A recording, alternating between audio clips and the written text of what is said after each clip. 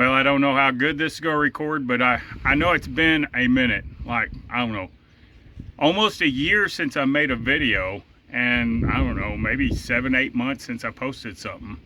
And I think I may be just going crazy, because since that time, well, my house is a little better. I've got a couple more rooms done, a little more tile, a lot more electrical done. But in the meantime, I did something in November. I bought a bus.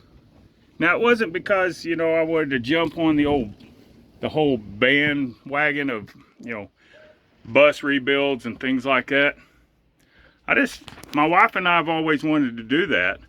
And, well, okay, I've always wanted to do it. My wife, maybe not so much, but anyways, I just wanted to give you a quick look before I start.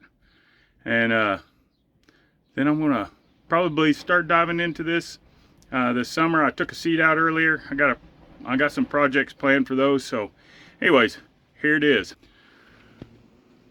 I bought myself a Van Hool. It's a 45 foot, and it is hot in here today. So I'm fixing to start taking out all these seats. Now, if any of y'all are out there and you actually need some of these, give me a holler. Just post it in the comments.